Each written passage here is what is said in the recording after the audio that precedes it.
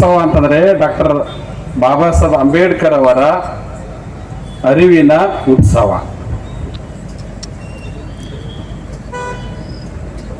ಇದು ನಿಜವಾದಂತಹ ಅವರ ಬದುಕಿಗೆ, ಅವರ ಸಮರ್ಪಣೆಗೆ, ಅವರ ವಿಚಾರಕ್ಕೆ ಗೌರವ ಕೊಡುವಂತಹ ಒಂದು ಕಾರ್ಯಕ್ರಮ ಇದು. ಯಾಕಂದ್ರೆ ಇಡೀ ಜಗತ್ತಿಗೆ ಅರಿವು ಕೊಟ್ಟು ಹೋದವರ ಕಾರ್ಯಕ್ರಮವನ್ನ ಅರಿವುಗೇಡಿಗಳಾಗಿ ನಾವು ಆಚರಣೆ ಮಾಡಿವಿ ಅಂತಂದ್ರೆ ನಾವು ಅವರಿಗೆ ದ್ರೋಹ ಬಗದಂಗೆ ಆಗ್ತದೆ. ಮೊದಲೇ ಮಾತು. ಯಾಕಂದ್ರೆ ಇತ್ತೀಚೆಗೆ ನಾವು ನೋಡ್ತಾ ಇದ್ದೇವೆ, ಯಾವುದೇ ಮಹಾಪುರುಷರ ಜಯಂತಿಗಳನ್ನ ಅರಿವಿನಿಂದ ಆಚರಿಸ್ತಾ ಇಲ್ಲ, ಅಮಲಿನಿಂದ ಆಚರಿಸ್ತಾ ಇದ್ದಾರೆ. ಹೌದಲ್ಲ? ಎಲ್ಲ ಕಡೆ ಹೇಳ್ತಿರ್ತೀವಿ ನಾವು, ಈ ಜಯಂತಿಗಳ ಮುಖಾಂತರ ಜಯಂತಿಗಳಲ್ಲಿ ಒಂದು ಹೊಸ ಒಂದು ಪರಂಪರೆಯಪ್ಪ ಅಂತಂದ್ರೆ ಅದಕ್ಕ 3D ಪರಂಪರೆ ಅಂತ. ಏನು 3D ಪರಂಪರೆ? DJ ಹಚ್ಚುವುದು, ಡ್ರಿಂಕ್ ಮಾಡುವುದು ಮತ್ತು ಡಾನ್ಸ್ ಮಾಡುವುದು. ಆ ಜಯಂತಿ ಉತ್ಸವಗಳು ಅರಿವಿನ ಉತ್ಸವ ಅಲ್ಲ, ಅವು ಅಮಲಿನ ಉತ್ಸವಗಳು. ಯಾವ ಮಹಾಪುರುಷರು ನಮ್ಮನ್ನ ಎಲ್ಲಾ ರೀತಿಯ ಅಮಲಿನಿಂದ ಹೊರತೆಗೆದು ಇವತ್ತು ಅಂಥ ಮಹಾಪುರುಷರ ವಿಚಾರಧಾರೆಯನ್ನ ನಾವು ಅಮಲಿನಲ್ಲಿ ಅಮಲು ಮಾಡುವುದರ ಮುಖಾಂತರ ಅದಕ್ಕೆ ಅವಮಾನಗೊಳಿಸ್ತಾ ಇದ್ದೀವಿ. ಅದಕ್ಕೆ ನನಗೆ ಇವತ್ತಿನ ಕಾರ್ಯಕ್ರಮ ಬಹಳ ವಿಶೇಷ ಅನಿಸ್ತು, ತುಂಬಾ ವಿಶೇಷ. ನಿಜವಾಗಲೂ ಈ ರೀತಿ ಕಾರ್ಯಕ್ರಮ ಹಾಕೊಂಡ್ರಲ್ಲ, ನಿಮಗೆ ನಾನು ಅನಂತ ಕೋಟಿ ಧನ್ಯವಾದಗಳನ್ನ ಸಲ್ಲಿಸ್ತಾ ಇದ್ದೀನಿ. ಇದು ಪ್ರತಿಯೊಬ್ಬರಿಂದ ಆದರ್ಶವನ್ನ ತಗೊಳ್ಬೇಕು. ಯಾಕಂದ್ರೆ 2 ವರ್ಷ ಆಯ್ತು ನಾನು ಯಾವುದೇ ಜಯಂತಿಗಳಲ್ಲಿ ಭಾಗವಹಿಸ್ತಾ ಇಲ್ಲ. ಅದಕ್ಕೇನು ಕಾರಣಪ್ಪ ಅಂದ್ರ, ಯಾವ ಜಯಂತಿಯಲ್ಲಿ ಕುಡಿತಾರೆ ಆ ಜಯಂತಿಗಳಿಗೆ ನಾನು ಬರುವುದಿಲ್ಲ ಅಂತ ಖಡಾಖಂಡಿತವಾಗಿ ಹೇಳಿ ಹೋಗೋದನ್ನೇ ಬಿಟ್ಟಿನಿ ನಾನು. ಅದಕ್ಕೆ ಇಂಥ ಒಂದು ಬರೀ ಕೇವಲ ಬಾಬಾ ಸಾಹೇಬರ ಜಯಂತಿ ಅಲ್ಲ, ಯಾವುದೇ ಒಂದು ಮಹಾಪುರುಷನ ಜಯಂತಿಯಲ್ಲಿ ಈ ಒಂದು ಕೆಟ್ಟ ಒಂದು ಚಾಳಿ ನಡೀತಾ ಇದೆ. ಅಲ್ಲಿ ಆ ಮಹಾಪುರುಷರ ಅರಿವನ್ನ ಮಾಡಿಕೊಳ್ಳಾರ್ದೇನೆ ತಮ್ಮ ಜಾತಿಯ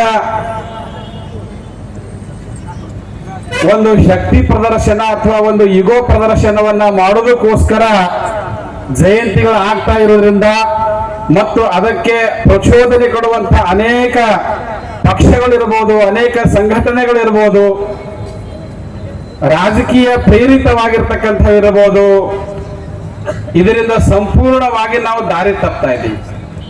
ಅದಕ್ಕಾಗಿ ನಾವೆಲ್ಲರೂ ಎಚ್ಚೆತ್ತುಕೊಳ್ಬೇಕು. ಸಮಯಕ್ಕನುಸಾರವಾಗಿ ನಾವು ಅರಿವು ಮಾಡಿಕೊಳ್ಳದೆ ಹೋದರೆ ನಮ್ಮ ಮುಂದಿನ ಪೀಳಿಗೆ ಹಾಳಾಗಿ ಹೋಗುತ್ತೆ. ಇಷ್ಟು ಸಹಿತ ವಿಚಾರಗಳವರಿಗೆ ಹೋಗಿ ಮುಟ್ಟೋದೇ ಇಲ್ಲ. ಅದಕ್ಕೆ ಬಹಳ ಒಳ್ಳೆಯ ಕಾರ್ಯಕ್ರಮ. ಮತ್ತು ಇವತ್ತು ವಿಶೇಷವಾಗಿ ಏನಪ್ಪಾ ಅಂತಂದ್ರೆ, ಸತ್ಯ ಶೋಧಕ ಮಹಾತ್ಮ ಜ್ಯೋತಿರಾವ್ ಫುಲೆ ಅವರ ಜಯಂತಿಯೂ ಕೂಡ ಇದೆ. ಯಾಕಂತಂದ್ರೆ ಆಧುನಿಕ ಭಾರತದಲ್ಲಿ ನಮ್ಮನ್ನ ನಿಜವಾದ ಸ್ವಾತಂತ್ರ್ಯವನ್ನು ಕೊಡುವುದಕ್ಕೋಸ್ಕರ 3 ಜನ ಮಹಾಪುರುಷರು ಅತಿ ಹೆಚ್ಚು ಕಾರ್ಯವನ್ನ ಮಾಡಿದ್ದಾರೆ, ಸಮರ್ಪಣೆಯನ್ನ ಮಾಡಿದ್ದಾರೆ.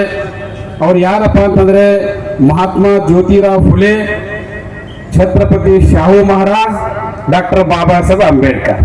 ನೆನಪಿಟ್ಕೋಬೇಕು ನೀವು ಈ 3 ಜನರನ್ನ, ಫುಲೆ, ಶಾಹು, ಅಂಬೇಡ್ಕರ್ ಅಂತ. 1848ರಿಂದ 1950 ಸಂವಿಧಾನ ಜಾರಿ ಆಗುವವರೆಗೆ 108 ವರ್ಷಗಳ ಒಂದು ಸಂಘರ್ಷ ಏನಿದೆ, ಮಹಾತ್ಮ ಫುಲೆಯಿಂದ ಬಾಬಾ ಸಾಹೇಬ್ ಅಂಬೇಡ್ಕರ್ ವರೆಗೆ 108 ವರ್ಷಗಳ ಒಂದು ಕ್ರಾಂತಿ ಹೋರಾಟ.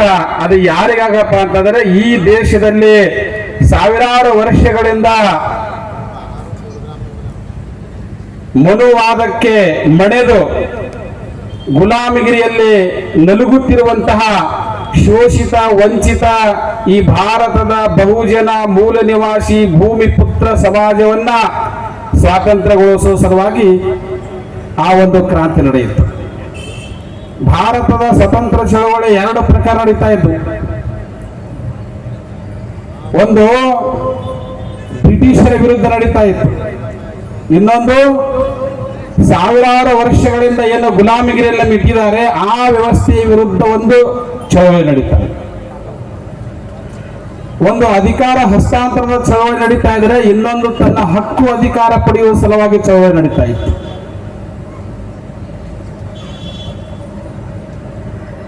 ಮಹಾತ್ಮ ಜ್ಯೋತಿರಾವ್ ಫುಲೆ, ಶಾಹು ಮಹಾರಾಜರು ಮತ್ತು ಡಾಕ್ಟರ್ ಬಾಬಾ ಸಾಹೇಬ್ ಅಂಬೇಡ್ಕರ್ ಚಳವಳಿ ಅಂತಂದ್ರೆ freedom of the people of the country. Gandhi, Nehru, Patel, Tilak ಇವರೆಲ್ಲ ಏನಿದ್ರಲ್ಲ, ಲಾಲ್ ಬಾಲ್ ಪಾಲ್, ಚಟರ್ಜಿ, ಮುಖರ್ಜಿ, ಬ್ಯಾನರ್ಜಿ, ರಾನಡೆ, ಅಗರ್ಕರ್, ಗೋಖಲೆ ಇವರೆಲ್ಲರ ಚಳವಳಿಪ್ಪ ಅಂತಂದ್ರೆ ಅದು only freedom of the country. ಅದನ್ನು ಕೇವಲ ಮನುವಾದಿಗಳಿಗೆ ಮಾತ್ರ ಸ್ವರಾಜ್ಯ, ಜನ್ಮಸಿದ್ಧ ಹಕ್ಕು ಅಂದ್ರೆ ಸ್ವರಾಜ್ಯ, ತಮ್ಮ ಜಾತಿಯವರಿಗೆ ಮಾತ್ರ ಅಧಿಕಾರ ಸಿಗಬೇಕನ್ನುವಂತ ಒಂದು ಚಳವಳಿ ನಡೀತಾ ಇದ್ರೆ, ಒಂದು ಫ್ರೀಡಮ್ ಆಫ್ ದ ಕಂಟ್ರಿ ಚಳವಳಿ ನಡೀತಾ ಇದ್ರೆ, ಇನ್ನೊಂದು freedom of the people of the country ನಡೀತಾ ಇತ್ತು ಚಳವಳಿ. ನಮ್ಮೆಲ್ಲರಿಗೂ ಸ್ವತಂತ್ರವನ್ನು ತಂದು ಕೊಟ್ಟವರು ಫುಲೆ, ಶಾಹು, ಅಂಬೇಡ್ಕರ್. ಅದರಲ್ಲಿ ಮಹಾತ್ಮ ಫುಲೆ ಅವರ ಬಹಳ ದೊಡ್ಡ ಕೊಡುಗೆ ಇದೆ, ಬಹಳ ದೊಡ್ಡ ಕೊಡುಗೆ. ಅವರಲ್ಲಿ ಕ್ರಾಂತಿಯ ಕಿಡಿ ಹೊತ್ತು ಒಬ್ಬ ಮಾಲಗಾರ ಸಮಾಜದ ಹೂ ವ್ಯಾಪಾರ ಮಾಡುವ ಮನೆತನದ ಜ್ಯೋತಿರಾವ್ ಫುಲೆ ಅವರು ಆ ಸಮಯದಲ್ಲಿ ಉನ್ನತ ಶಿಕ್ಷಣವನ್ನು ಪಡೆದವರು. ಈಗ ಅವರು OBCಯಲ್ಲಿ ಬರ್ತಾರೆ ಫುಲೆ ಅವರು. ಇದು ಹೇಳಬೇಕಾಗುತ್ತೆ, ಇದರ ಅವಶ್ಯಕತೆ ಇದೆ. ತಮ್ಮ ಗೆಳೆಯನ, ಒಬ್ಬ ಬ್ರಾಹ್ಮಣ ಗೆಳೆಯ ಅವನ ಮದುವೆಗೆ ಹೋದಾಗ, ಒಬ್ಬ ಪರಾಂಜಪೆ ಅಂತ ಅವನ ಗೆಳೆಯನ ಮದುವೆಗೆ ಹೋದಾಗ ಅಲ್ಲಿ ಬ್ರಾಹ್ಮಣರು ನೋಡಿ ಏನಂತಾರೆ, ಇವನ್ ಯಾರು? ಜ್ಯೋತಿರಾವ್ ಫುಲೆ ಅವರು ಬಹಳ ಚೆನ್ನಾಗಿರ್ತಿದ್ರು, ಒಳ್ಳೆ ಅವರ ಡ್ರೆಸ್ ಕೋಡ್ ಬಹಳ ಚೆನ್ನಾಗಿರ್ತಿತ್ತು, ಅವ್ರ ಹೇರ್ ಕಟಿಂಗ್ ಚೆನ್ನಾಗಿರ್ತಿತ್ತು, ತುಂಬಾ ಡಿಸೆಂಟ್ ಆಗಿ ಅವರು ಇರ್ತಾ ಇದ್ರು. ಇಷ್ಟೆಲ್ಲ ಇದ್ರೂ ಕೂಡ ಬ್ರಾಹ್ಮಣ ಪ್ರಶ್ನೆ ಮಾಡ್ತಾನೆ, ನಮ್ಮ ಈ ಒಂದು ಕಾರ್ಯಕ್ರಮದಲ್ಲಿ ಈತ ಯಾರು ಅಂದಾಗ ಆ ಪರಾಂಜಪೆ ಹೇಳ್ತಾನೆ, ನನ್ನ ಗೆಳೆಯ. ಗೆಳೆಯ ಅಂತಂದ್ರೆ ಯಾರು?